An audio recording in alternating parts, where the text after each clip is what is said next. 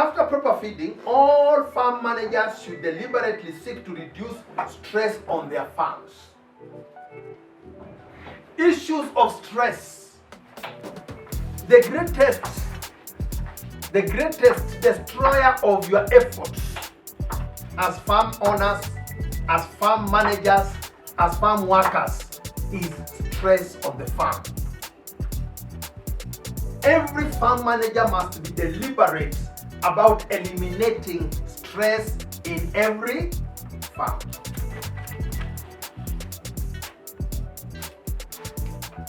An organism under stress cannot perform optimally.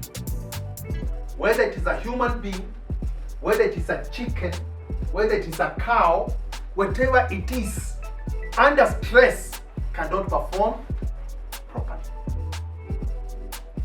How do we eliminate stress? And what causes stresses in the farms? Animals suffer from different stresses or stressors that include nutrient stress or nutritional stress. That is the key measures of our enterprises. Many farms suffer from lack of sufficient nutrients. Farms can be okay, they look okay, but there is lack of enough energy on the farm, or lack of enough protein on the farm, or lack of enough minerals on the farm, or lack of enough water on the farm, or lack of good quality fiber on the farm. And as a result, production is heavily affected. How do we be careful? We must go back to the right ratio of the requirements of production if we want to achieve the right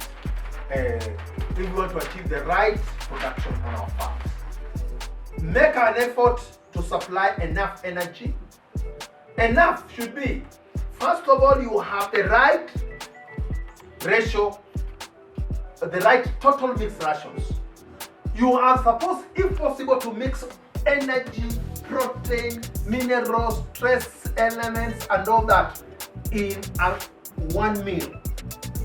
When an animal takes like this, it is taking enough energy, enough protein, enough minerals, enough trace elements, as opposed to thinking it is good to supply feeds separately. Then you go give meals, dairy meals. And then you go give maybe minerals. And then you go give all this. If it is in a total mixed ration, you score higher on that, where we talked about total process management. But certain products may limit that, depending on different reasons why the manufacturers decide that they should be administered in a given way. But trust me, for things like dairy milk, hay, silages, and all this, there is no sure reason why you should say, I first of all give them hay, then I come and give them silage, silage, then I come and give them dairy milk. Actually, if you want to do it right, you can mix hay, silage, and concentrate in a nice blend, so that with every bite, the animal is taking enough of that. And that will really help even when it comes to the churning of the nutrients and the feed in the system. And even the animal gets a good way of dealing with every ingredient at the same time. And that enhances rumen stability and promotes production on the farm. We have a problem where farmers believe And this is a result of theories that were established during certain researches. And the main purpose was not necessarily to overly control what an animal takes. It was to try and establish through the practical withdrawals and givings.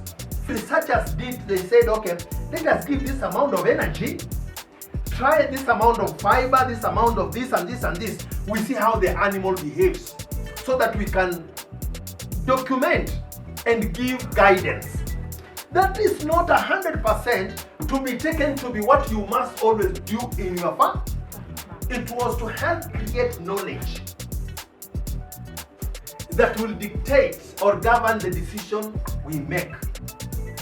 But do not be cheated into doing mathematical calculations. Ng'ombe yangu anahitaji so many energy, so much protein in a day, just basically. Unasema kwamba unajua dairy meal nimeipea hii na hii nimeipea hii na hii nimeipea hii na hii na hii na hii. It is good and it is also wrong. Why? There is no single day, there's no single day when an animal's requirement will be the same as the other day. The energy I needed today because I've been talking a lot and doing what I'm doing is not the same energy that I require tomorrow when I'll be seated in a vehicle traveling to Kitale. You get? Now, today, I'm dispensing so much energy because of the activities that I'm involved in. My body requirement will be higher on energy. Tomorrow, I will mainly sit as I'm being driven all the way to Kitale. And because of that sitting and all that, my body's energy requirements and demand to replenish is never the same. So when you say, unajua huyu tunampimianga hivi, na huyu tunampimianga hivi, the following day what you do, pima atatembea miguu ngapi kila siku, asipitishe. Na upime atalala chini kwa masaa mangapi? Na upime atatumia hii kiasi gani na hii kiasi gani, so that you can actually be very scientific. But as long as every day exposes the animal differently, it also demands differently from the animal. How do we feed? Let us always provide enough of energy, enough of protein, enough of minerals, enough of trace elements, enough of vitamins, enough of water, and enough of everything. Every day's demand will be met according to the available resources. There is no single day your cow will eat excess.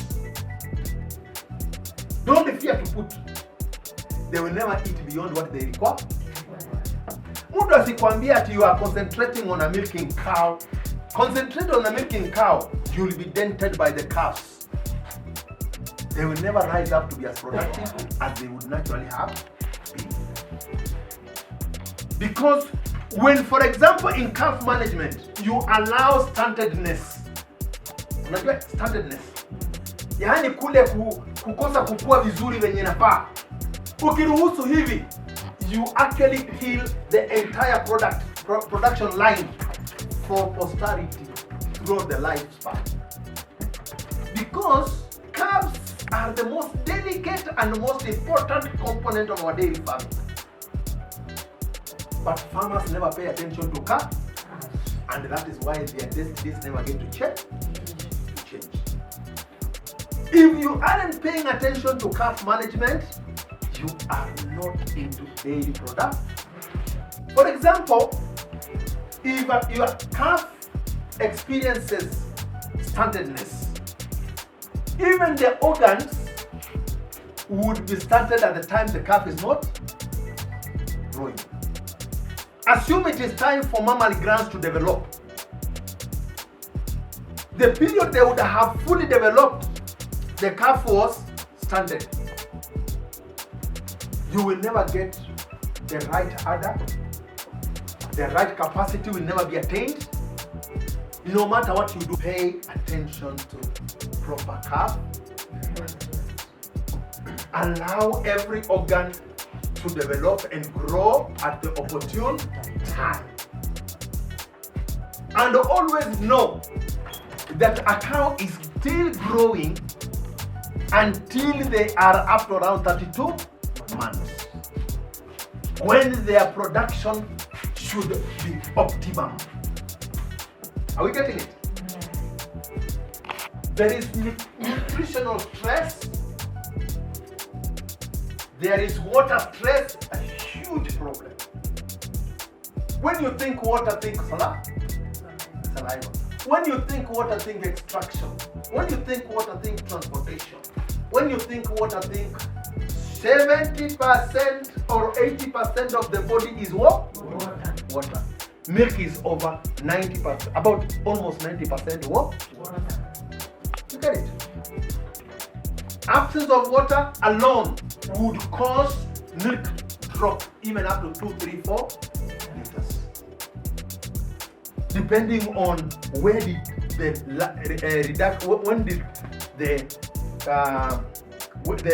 reduced water affect. What other part of the production line did it affect? Where again did it affect? So you can provide all the feeds, but the water that you think is just next is causing you lack of production. Water must be clean. Water must be near where the cow is. Water must be not so cold. Water should have less, if possible, no chemicals like chlorine. And water must always be accessible and available to the cow. A cow should be able to take water every about 1.5 hours to 2 hours. 1.5 hours to 2 hours in a day. So they can take as much as even 200 to 300 liters in a day. To facilitate overproduction of saliva, mixing of the feed, body cooling, and all that. To reduce heat stress. Heat stress. An animal is a beast. A cow is a beast. But even in the wild, when the temperatures are very hot, they still go and sleep under shade. Why don't you create enough shades, whether they are artificial or real, so that when your cow is feeling hot, they will go and lie on the shade. And when it is cold, can't you allow the cow to move from a place where there is cold to a place where there is heat? So you realize you need shade as well as sunshine. Water, temperature must be right. Do not cover where the water is. Let it receive some heat from the sun. And if possible, you can connect your pipe to a source of water. Roll it on the sun, and then leave it. And then when you release it, it goes into the place where they're taking water when it is warm or hot. The cow will take a bit more at once. And then avoid issues of putting feeders here and drinkers here, because the cow will always look and throw dirty feed material into the water. It will start rotting inside there, producing awful smell, and these are human. These are living things.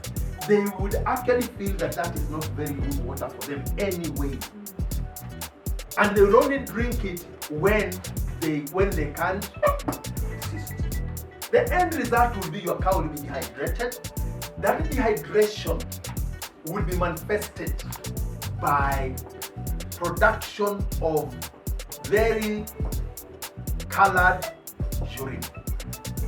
When you see your cow urinating yellow or greenish urine, your cow is telling you, I am so dehydrated, I cannot be able to give you sufficient milk. I won't give you sufficient growth. I won't give you sufficient meat production. I won't give you sufficient, and I will actually give you a lot of cow dung. Heat stress, too much heat stresses the animal. Also places even a heavier demand for water. And it becomes a problem when the water available is not enough or has chemicals or is not so near or it is not clean. So you see the challenge of heat aggravates the challenge of what? Water. And they add up to reduce production on your farm. Heat stress must be managed by creating resting places that are cool. But you can have cool places on the farm, but animals cannot rest there. Or if they rest there, they go and stand there in a shade. And if you ever find your cow standing in a shade chewing cud, your cow is telling you that you are very insensitive.